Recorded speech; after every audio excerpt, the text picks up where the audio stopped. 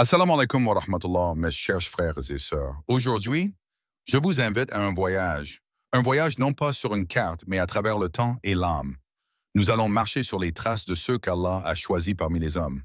Ce sont eux, les messagers, les phares dans l'obscurité, les porteurs du tawhid. 25 noms, 25 histoires, 25 appels à revenir à Allah. Et à travers chacun, une leçon, une lumière pour ton cœur. Alayhi salam, avant le salat, avant l'histoire, avant le souffle, il y avait Adam, formé par les mains d'Allah, façonné d'argile mais destiné à l'éternité. Il ne fut pas simplement le premier homme, il fut le début de la confiance entre le ciel et la terre. Et même lorsqu'il chuta, ce ne fut pas un rejet, mais une descente avec mission. Peupler la terre, y porter la lumière. Il tomba, mais se releva, car dans chaque erreur, il y a une porte vers Allah. Ainsi le Coran nous le rappelle. Puis Adam reçut de son Seigneur des paroles, et Allah accepta son repentir. Car c'est lui, certes, le repentant, le miséricordieux. Sourate Al-Baqarah 2:37. Adam est en toi, dans ton souffle, dans ton combat. Ce n'est pas la chute qui compte, mais le retour. 2. Idris alayhi salam, il n'enseignait pas avec fracas, mais avec silence et lumière. Idris, homme de paix et d'écriture, fut le premier à tracer les signes avec un calamé. Il observa le monde, en retira la sagesse et la relia au ciel. La connaissance ne fut pour lui ni ornement ni pouvoir, mais acte d'adoration. Il fut élevé non parce qu'il cherchait la hauteur, mais parce qu'il la méritait. Dans les pages invisibles du destin, Allah inscrit et mentionne dans le livre Idris. C'était un véridique et un prophète, et nous l'avons élevé à un haut rang. Sourate Maryam 19, 56-57. Savoir sans foi est aveugle, mais la foi guidée par la science s'élève. 3. Shit alayhi salam. Il n'est pas toujours celui qui crie qui guide. Parfois, la guidance se tient en silence, entre deux générations. Shit, fils d'Adam, fut ce lien sacré. Un fils choisi pour porter la lumière d'un père tombé et relevé. Il ne fonda pas une nation, ne construisit pas d'arche, ne brisa pas d'idole. Il fit plus que cela. Il conserva. Conserver la vérité quand tout menace de l'effacer, c'est déjà prophétie. Et dans la lignée de ceux qu'Allah aime, on trouve ce rappel. Et nous fîmes d'eux des guides, dirigeants par notre ordre, tant qu'ils enduraient avec patience et croyaient fermement en nos signes. Sourate As-Sajda 32-24. Il n'a pas bâti une nouvelle voie. Il a veillé à ce que la première ne se perde jamais. 4. Nous, alayhi salam, imagine appeler à Dieu pendant 9 siècles et demi et n'être écouté que par une poignée d'âmes. Nous ne criait pas pour convaincre, il appelait pour obéir. Il bâtit une arche en plein désert, sous les rires et les insultes. Il ne suivait pas la pluie, il suivait la parole d'Allah. Et lorsque les nuages vinrent, ceux qui riaient furent emportés, et ceux qui avaient cru furent sauvés. Le Coran dit, et il fut révélé à Noé. Aucun des tiens ne croira, excepté ceux qui ont déjà cru. Ne t'afflige donc pas de ce qu'ils font. Surat Hud 11:36. Ce n'est pas le bruit du monde qui compte, c'est la clarté de ta foi quand tout se tait. 5. Hud alayhi salam, il bâtissait haut, pensant défier le ciel. Des colonnes gigantesques, des palais de pierre, mais des cœurs durs comme la roche. Le peuple de Had croyait que leur force les rendait éternels. Hud les appela, les avertit, les supplia. Mais l'arrogance est sourde et l'orgueil aveugle. Alors, Allah n'envoya ni armée ni feu, juste le vent. Un vent glacé, hurlant, implacable. Et tout fut réduit au silence. Quant au peuple de Had, ils s'enflèrent d'orgueil sur la terre sans droite et dirent « Qui est plus fort que nous ?» Ne voyaient-ils pas qu'Allah, qui les avait créés, était plus fort qu'eux? Sourate Fussilat 41-15. Quand l'homme s'élève au-dessus de sa place, la nature elle-même devient le châtiment. 6. Salih alayhi salam, ils demandèrent un signe. Et Allah, dans sa miséricorde, fit jaillir un miracle du cœur de la pierre. Une chamelle vivante, paisible, sacrée. Mais les cœurs pétrifiés de Thamoud ne virent pas la lumière. Ils virent une menace. Et alors, ils la tuèrent. Mais ce n'était pas un simple animal. C'était un avertissement vivant, une preuve de la parole divine. Et en la tuant, ils signèrent leur propre fin. Puis ils tuèrent la chamelle, désobéirent au commandement de leur Seigneur et dirent, « Ô Salih, fais venir ce que tu nous promets, si tu es vraiment du nombre des envoyés. » Surat Al-Araf 7:77. Les signes ne parlent pas toujours deux fois. Quand Allah envoie un miracle, il faut un cœur éveillé pour le reconnaître. 7. Ibrahim alayhi salam, il ne demanda pas la vérité. Il la chercha, et quand il la trouva, il la défendit face à tout un peuple. Il brisa les idoles de son père, fut jeté dans le feu, mais le feu refusa de le brûler. Il marcha avec son fils pour le sacrifier, non par cruauté, mais par obéissance. Et Allah lui donna un mouton en rançon et une descendance en bénédiction. De ses mains, la Kaaba fut reconstruite, et de son cœur naquit une nation. Et Allah prit Abraham pour ami privilégié. Surat An-Nisa 425. Il n'était qu'un seul homme, mais on lui brûlait la lumière de toute une communauté. 8. Lot alayhi salam. Il vivait au cœur d'un peuple noyé dans l'inversion des normes. Un peuple qui applaudissait le péché et rejetait la pudeur. Lot ne criait pas pour juger. Il appelait pour sauver. Mais sa voix était un écho dans un désert de désir. Il fut moqué, isolé, trahi même par sa propre épouse. Puis, quand l'heure sonna, le sol trembla, le ciel pleura d'espières, et la terre elle-même rejeta leur perversion. Et nous fîmes pleuvoir sur eux une pluie, et quelle mauvaise pluie pour ceux qui ont été avertis. Surat An-Naml 27-58. Il est facile de se taire face au mal, mais Lot nous enseigne que la vraie foi, c'est de parler, même seul. 9. Ismaël alayhi salam, il ne posa pas de questions. Il ne réclama pas de pourquoi. Quand son père lui dit « Je te vois en rêve, Timolan », Ismaël répondit « Fais ce qu'on t'a commandé ». Ce n'était pas de la passivité, c'était de la foi pure, la soumission sans réserve. Il bâtit la Kaaba, pierre après pierre, aux côtés d'Ibrahim, et son nom fut gravé dans le souffle de chaque pèlerin. Et quand tous deux se furent soumis à la volonté d'Allah et qu'il l'eut allongé sur le front, nous l'appelâmes « Ô Abraham, tu as certes confirmé la vision. » Sourate As-Safat 37, 103, 105.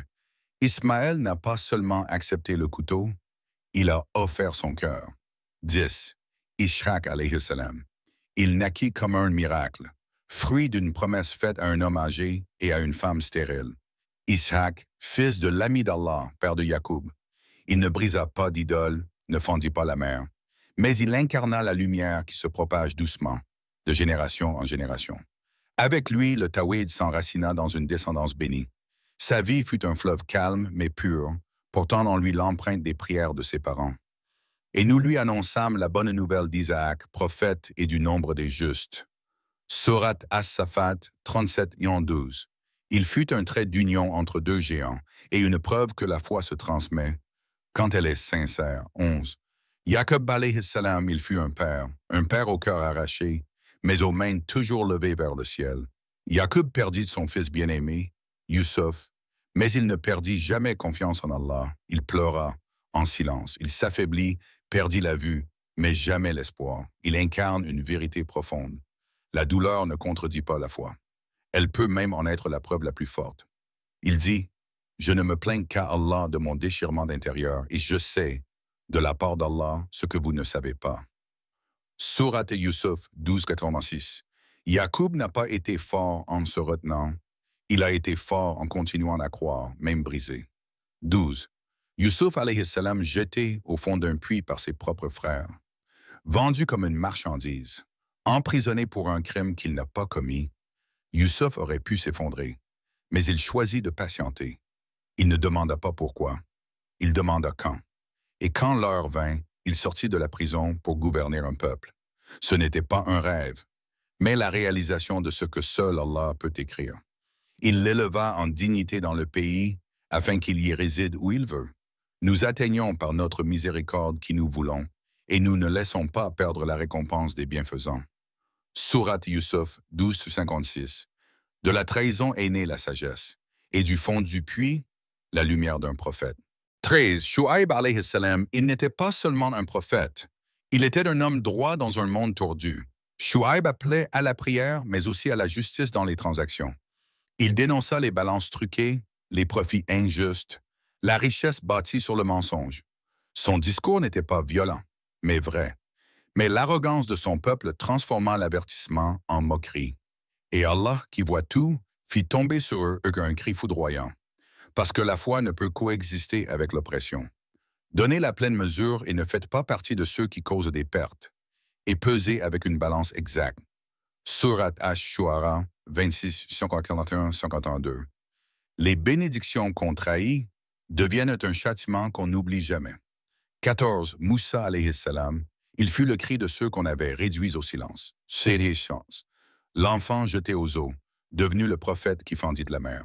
Moussa ne parla pas au nom de la vengeance, mais au nom d'Allah. Face à Pharaon, l'homme qui se prenait pour Dieu, il se tint droit, sans armée, sans palais, mais avec la foi.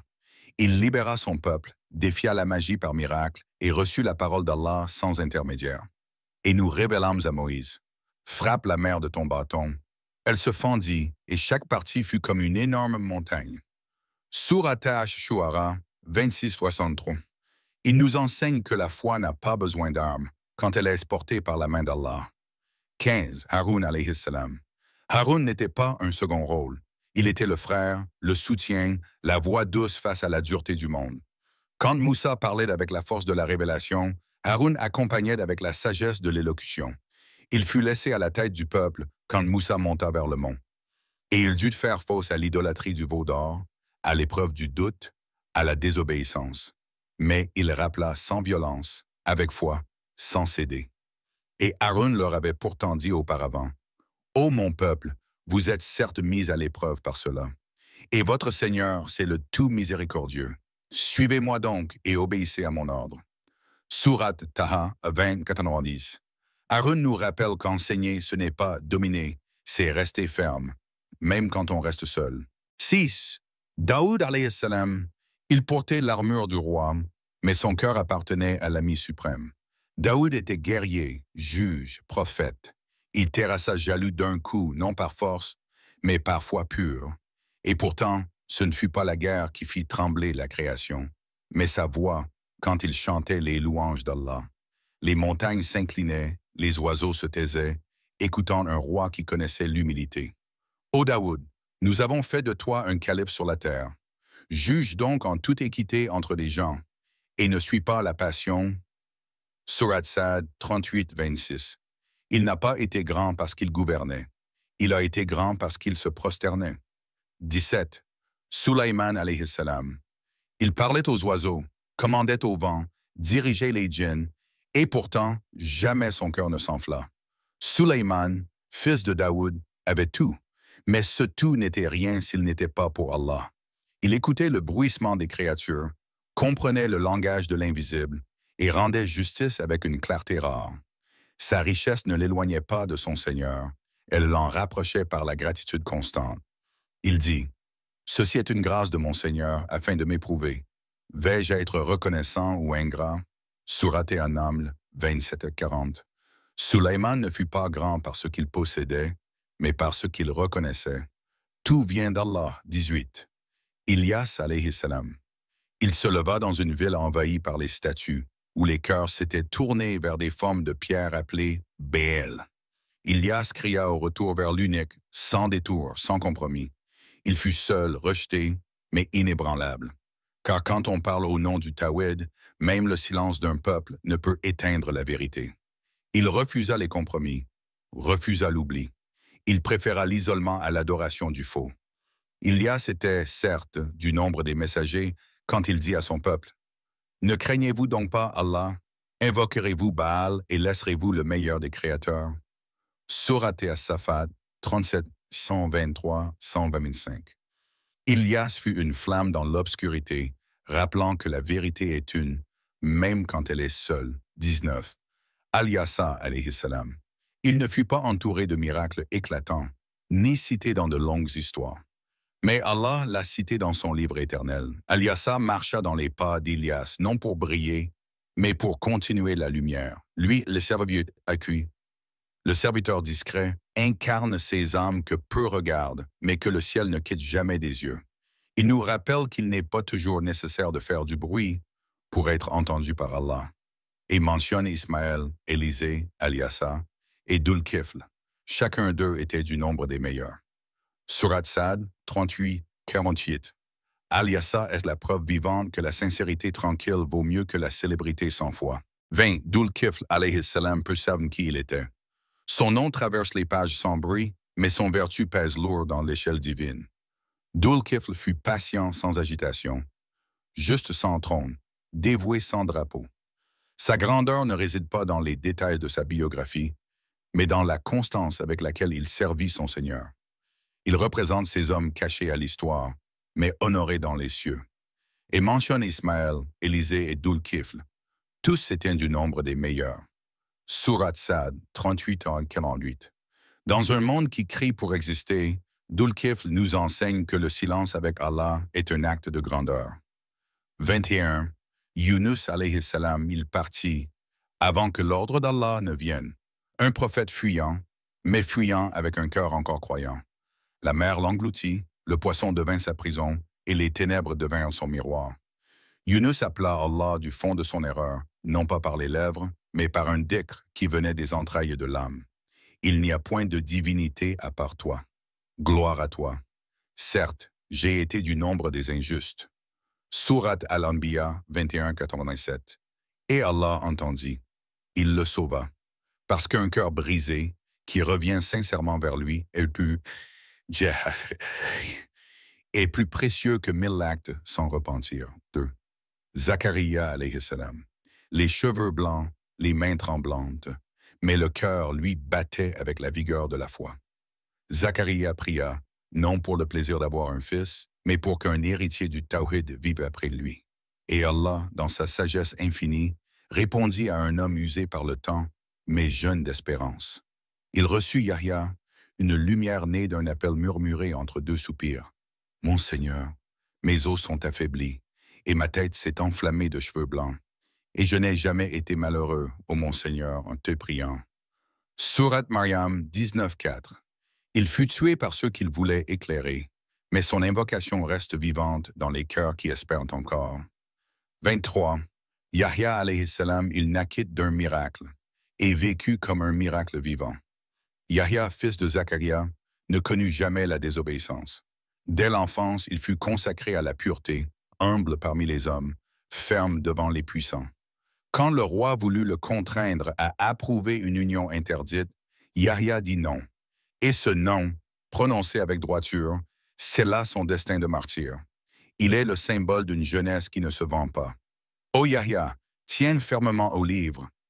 Nous lui donnâmes la sagesse alors qu'il était encore enfant, ainsi que la tendresse de notre part et la pureté. Surat Maryam 19-12-13.